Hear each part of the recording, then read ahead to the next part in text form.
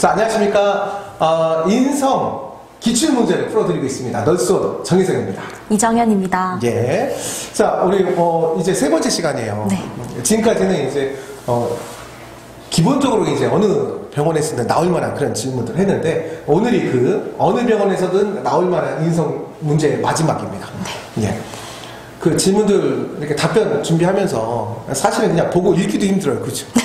근데 그거를 사실은 이제 스스로 내가 이제 내 마음속에 준비가 돼 있어야 되거든요. 네. 그러니까 저는 이렇게 면접 기출문제 풀면서 학생들이 이런 얘기를 해요. 뭐라고 하냐면, 이거를 처음엔 그냥 달달 외웠는데, 외우다 보니까 이게 진짜로 내가 어떤 간호사가 돼야겠다, 병원에서 어떻게 일해야겠다라고 하는 마음가짐이 되더래요.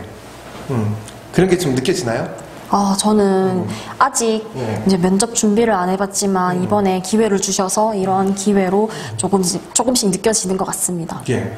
어쨌든 우리 끝까지 한번. 예. 잘했어요. 네, 알겠습니다. 자, 오늘도 이제 기본 인성 질문 5가지 준비했는데요. 5개 들어가기 전에 한번 이야기를 드리고 싶은 게 있어요. 뭐냐면, 여러분 면접에서 가장 중요한 거, 저는 진짜 뭐 처음부터 끝까지 자신감이라고 생각이 됩니다. 자신감 뭐냐면, 면접관 이런 거예요. 면접관 입장에서는 이 지원자의 여러 이것저것 봤을 때 뽑아주기만 하면 잘할 수 있습니다. 이런 자신감이 보여야지 뽑을 것 같아요. 그렇죠? 네.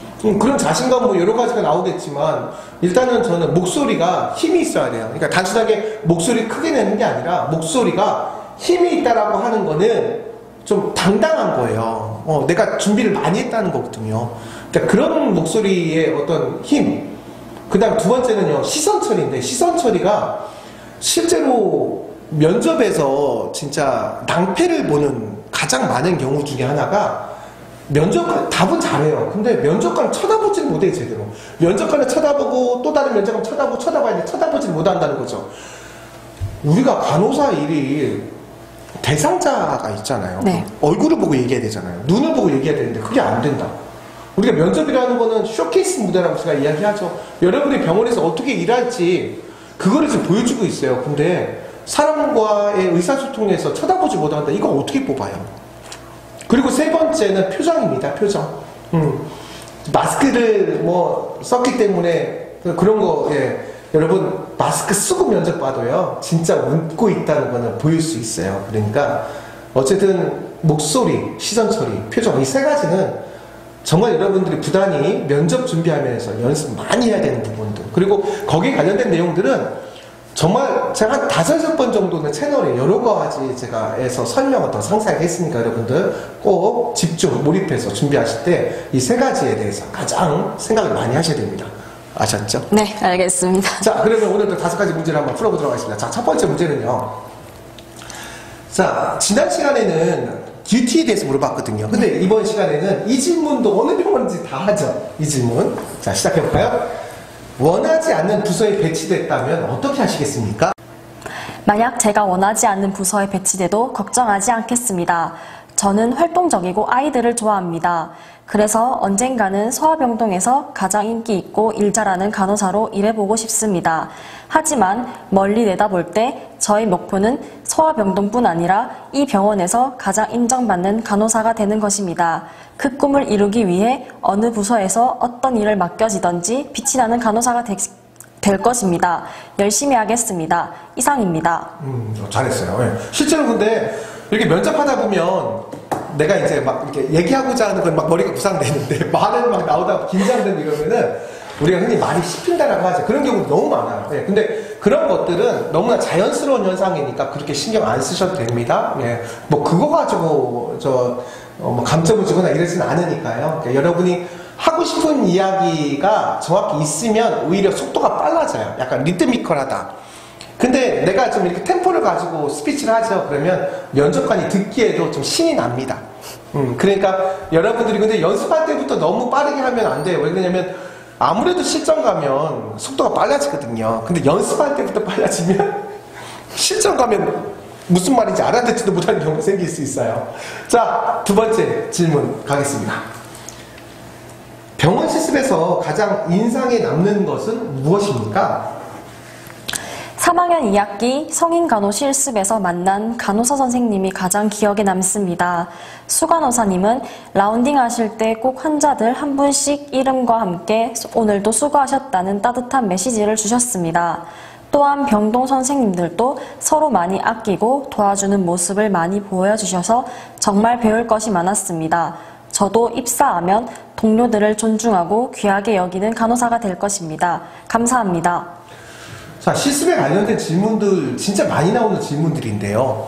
근데 지금 여러분 약간 특이사항이 있습니다. 뭐냐면 지금 3학년들이 이제 전국의 학교마다 다르지만 실습을 제대로 반이라도 한 학교가 있고 실습을 거의 못한, 그러니까 우리가 말하는 이제 실습은 대면 실습입니다. 못한 학교도 있어요. 그렇죠? 네. 그러니까 여러분들이 실습에 관련된 답변을 준비를 하셔야 됩니다. 그렇기 때문에 만약에 대면으로가 부족하더라도 그러면 뭐 비대면 실습을 통해서라도 어쨌든 여러분이 무엇을 얻었는지에 대해서 꼭 고민을 꼭 하고 계셔야 돼요.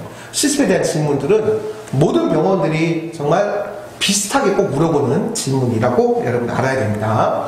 자, 다음은요. 실습에 관련된 질문 또 한 가지 한번 해보겠습니다.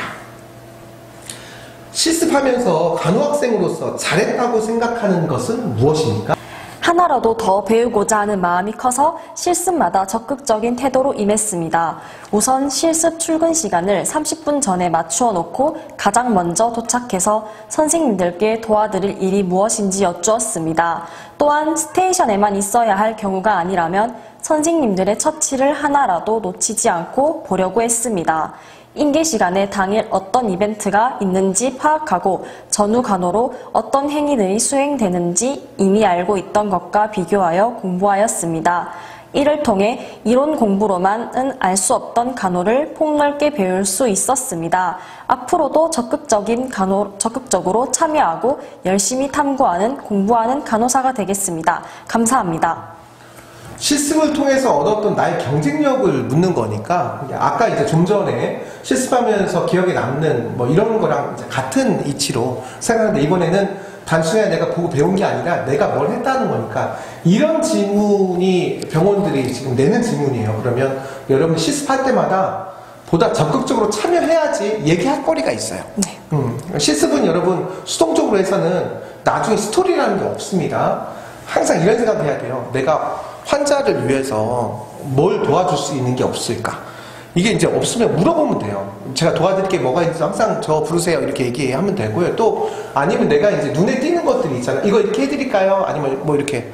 그런 것들이 전부 다 나의 경쟁력이 된다는 거예요. 내가 얘기할 수 있는. 그러니까 그렇게 생각하시면 됩니다. 자, 다음 질문 가도록 하겠습니다. 이 질문도 뭐 요즘 모든 대학병원들은 매년 그 병동마다 간호간병 통합 서비스가 늘고 있잖아요. 그러니까 이거에 대해서도 많이 물어보거든요. 근데 단순하게 간호간병 통합 서비스에 대해서 아는 대로 말해보세요. 이런 질문보다는 자, 이렇게 나옵니다.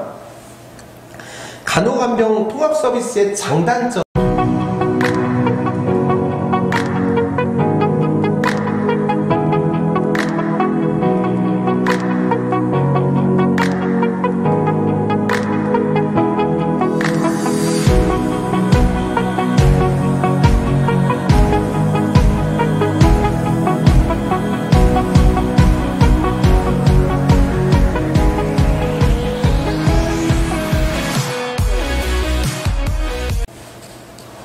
장점은 우선 메르스와 같은 의료기관 감염 문제로부터 안전할 수 있다는 점입니다. 또한 간호 인력에 의한 간접 간호와 체계적인 간호 시스템에 따라 간호의 질이 높아질 것입니다. 다만 이런 경우 간호 인력의 확충이 시급합니다. 현재 간호사들의 업무 강도를 그대로 할 때 더 필요한 간호 인력은 현재의 60% 선이라고 보건복지부에서 발표했습니다. 간호인력 보강 문제만 해결되면 간호간병 통합 서비스의 효율성은 더 극대화될 것입니다. 기회가 된다면 저도 간호간병 통합 서비스의 병동에서 환자들의 건강과 안위를 24시간을 책임지는 간호를 수행해보고 싶습니다. 감사합니다. 자, 간호간병 통합 서비스는 이 대학병원에서는 최고의 이슈인데 여기에 이제 물어봤을 때는 나도 기회가 된다면 거기에 참여해보고 싶다라고 이야기를 하는 게 좋은 각오가 되는 자연스러운 마무리가 되는 것 같습니다. 자, 어쨌든 여러분 면접할 때 항상 이거 잊지 마세요. 내가 사실은 예상되는, 내가 모든 질문들을 예상하진 않잖아요. 그러다 보면 답변이 좀 부족할 수 있습니다. 하지만 저의 말은 여기서 끝났습니다 라는 의미에서 감사합니다 혹은 이상입니다, 이거 잘 붙여주는 거, 이래야지 면접관도 끝났구나 라는 걸 인식한다는 거 꼭 잊지 마시기 바랍니다. 자, 오늘 여기까지 하도록 하겠습니다. 수고하셨습니다. 감사합니다.